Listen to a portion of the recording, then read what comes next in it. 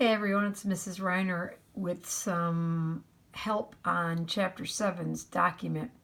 This is a pretty important chapter because you are delivering news that is not going to be received well. The guy smoked in the room. He knew not to do it. He got two different notifications, one upon check-in, one in the room, that smoking was not permitted, but he is still asking for a refund on his credit card. So there are going to be some things here that you've learned in previous chapters that you have to apply. And so if you look at figure 7.3 in your chapter, this is the way you want to structure your letter. So your opening, you don't want to hit him over the head with the bad news. Okay, there's nothing worse than opening a letter and getting bad news delivered to you. And for a business, your goal is to retain this person's loyalty. You want this person as a customer to come back. So nothing will ruin that relationship more than sounding accusatory. Hey, you have smoked in the room. You have violated our policy. No.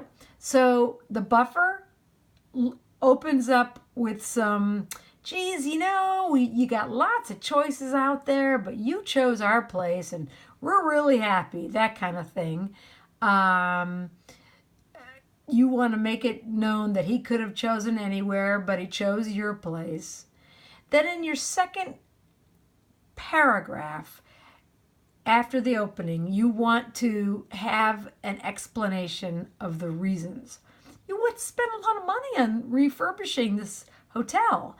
You got new carpets, and those lovely carpets match those beautiful drapes, and you got some new upholstery on furniture. And, unfortunately, smoking tends to stink up the stuff. So you don't want that to happen because cleaning it is pretty darn expensive. So you don't want to mention, though, anything about smoking, his smoking, I should say. You don't want to mention anything about his smoking in the room until the bad news paragraph.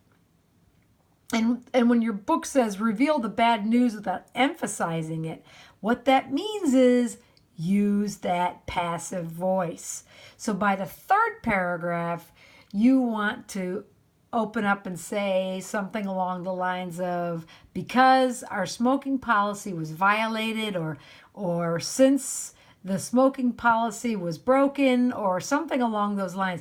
You don't want to use the second person pronoun you, and you don't want to sound accusatory. Because you broke our smoking policy, or you violated our smoking policy, or you ignored our smoking policy. No, don't do that. That's a surefire way to lose them as a customer. So this third paragraph, you're basically going to open up with, since there was a violation of the smoking policy, we are not able to refund a credit card. That fee goes to the cleaning and restoration of, yada, yada, yada, yada. Now the closing, remember, you don't want any bad news in the opening or the closing, because readers look at those sections first. So the opening, no bad news. The closing, no bad news. Just forward looking, as your book tells you. Thank you again for choosing us. Because you are a valued customer, we're going to give you 10% off for your next stay, or maybe a free glass of wine at our wine bar in the evening, or something like that. A freebie, not anything major. You don't want to give them like a free night stay. That defeats the purpose of not refunding him. But you want to just give them some tidbit. 10% off a stay, or a free breakfast buffet, or something like that. Because you are not going to refund his credit card, and he needs to understand that. It's just that there's a diplomatic and business-like professional way of telling him, you smoked, you broke the policy, you violated the policy, you ignored the policy, and you're not getting a refund. But you want him to come back next month when he's in town on business. or something like that. Okay, so this bad news is definitely going to take the indirect strategy because you don't want to damage that customer relationship.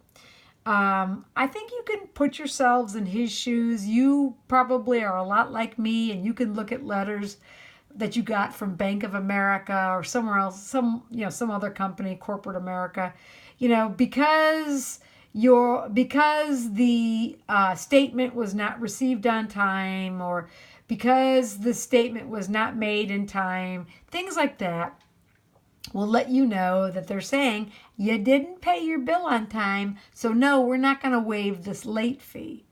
So that's the way they do it. I know, like me, I know that you think that's a bunch of hooey because you know what they're saying. They're not going to refund you, no matter how nicely they say it. But this is the business practice. So when I look at your drafts, and I will look at your drafts, and by the way, folks, always check view feedback. When you get your document, you go to grades, you click on the score for the draft, which is 5 points, and then you click on view feedback. Always look at that, and that'll tell you, or give you rather, my notes to you. And if you can't understand those, by all means, please ask me. There's nothing worse than trying to read someone's comments on your draft and you don't know what they are, but you don't try contacting anyone because that's not going to help you at all. So please get all the help you can. Feel free to come by. Feel free to call during my office hours. So this is a very important part of business writing, is delivering bad news. These are negative messages. Okay? All right. So have a try at it. It's a draft, remember. For those of you who are not submitting drafts, you're kind of shooting yourselves in the foot because you don't get me looking at it as a draft and commenting on it and giving it back to you, and then you get to rewrite. Keep that in mind. Sure, you can always turn in an assignment when everyone else turns in their rewrites, but yours is a finished version, and you know what can happen there. Okay? All righty. Thank you. And again, I apologize for the shakiness here.